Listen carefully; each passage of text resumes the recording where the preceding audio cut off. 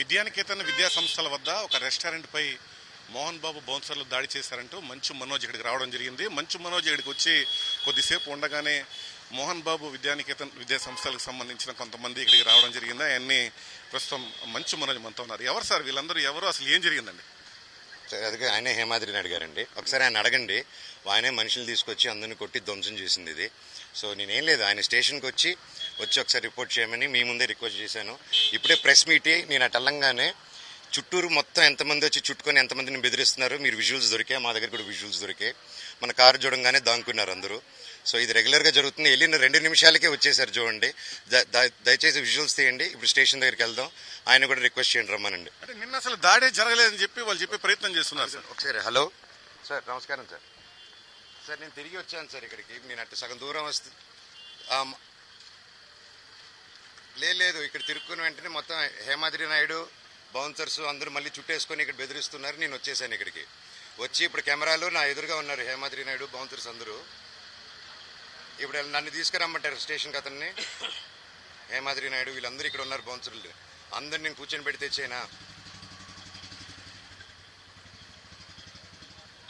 అదే మీరు వస్తే ఇక్కడ ఒకసారి ఇక్కడే ఉన్నాను సార్. నన్ను రమ్మంటారు, మీరు వచ్చేస్తారు. అవునా? నేను వస్తూ ఉంటే నా ఫోన్ వచ్చింది, అన్న మళ్ళీ చుట్టుకున్నారు, భయపిస్తున్నారు అన్న అని. అంటే అప్పుడు తక్కన కారులు తిప్పి వస్తే ఇక్కడ మొత్తం హేమాద్రి మొత్తం మనుషులు, ఈ వన్నూరు వీళ్ళంతా చాలా మంది, మౌలి బౌన్సర్లు అంతా చుట్టుకున్నారు ఇక్కడ. అసలు ఏం సార్, అది ఏం రెస్టారెంట్, ఏం జరిగింది అసలు? చెప్పండి సార్.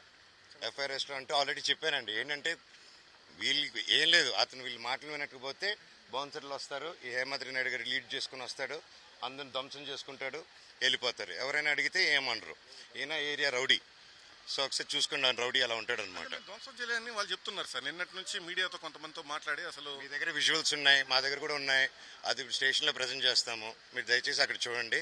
మీరు కనీసం నాకు ఒక ఫేవరు, మీరు కెమెరాస్ ఇక్కడి నుంచి వెళ్ళకండి, కొంచెంసేపు ఉండండి. పోలీస్ సిబ్బంది వచ్చి ప్రొటెక్షన్ 10-15 నిమిషాలు ఇస్తారు. అప్పటి వరకు ఈ క్రైమ్ సీన్ని కొంచెం దయచేసి మీరు మీ డ్యూటీగా, మీరు బాధ్యతగా మీరు నిలబడి, వీళ్ళందరూ కూడా ఎవరైతే ఇప్పుడు వచ్చి భయభ్రాంతులు గురి చేస్తున్నారో వీళ్ళు పోలీసు వచ్చేంత వరకు వీళ్ళపైన మీరు కేసులు పెట్టాలనుకుంటున్నారు సార్? కంప్లైంట్ కాదండి, అక్కడ ఎవరైతే దెబ్బలు పెట్టారో వాళ్ళే పెడుతున్నారు కేసులు ఇప్పుడు.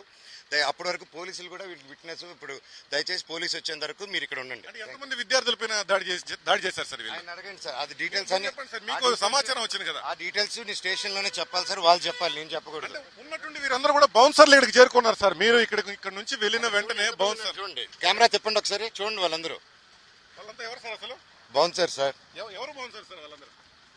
కృష్ణ గారు, వినయ్ మహేశ్వరి గారు బౌన్సర్స్. Thank you. ఓకే, మొత్తం మీద మంచు మనోజ్ అంటే ఈ ప్రాంతానికి చేరుకోవడం జరిగింది. ఇదే దాడి జరిగింది నిన్న. ఇక్కడ కొంతమంది మోహన్ బాబు యూనివర్సిటీకి సంబంధించిన విద్యార్థులు ఈ రెస్టారెంట్కు రావడం జరిగింది. ఈ రెస్టారెంట్లోనే మోహన్ బాబుకు సంబంధించిన కొంతమంది బౌన్సర్లు ఆ విద్యార్థులపై దాడి చేశారని చెప్పి ఆరోపణలు ఉన్నాయి. అందుకే మంచు మనోజ్ ఈ ప్రాంతానికి చేరుకున్న కొద్దిసేపటికే ఇక్కడ విద్యార్థులతో మాట్లాడడం జరిగింది. ఇక్కడ నుంచి ఆయన వెళ్ళిపోగానే బౌన్సర్లందరూ కూడా ఈ ప్రాంతానికి చేరుకున్న నేపథ్యంలో ఒకసారిగా తీవ్ర ఆగ్రహాన్ని మంచు మనోజ్ వ్యక్తం చేస్తున్నారు. ఎవరైతే విద్యార్థులపై దాడి చేశారో వారిపైన ఫిర్యాదు చేసేందుకు విద్యార్థులతో కలిసి మంచు మనోజ్ చంద్రగిరి పోలీస్ స్టేషన్కి అయితే ఇక్కడ నుంచి బయలుదేరిన నేపథ్యంగా కూడా చెప్పుకోవాల్సి ఉంటుంది. కెమెరామెన్ శేఖర్తో జగదీష్, TV5.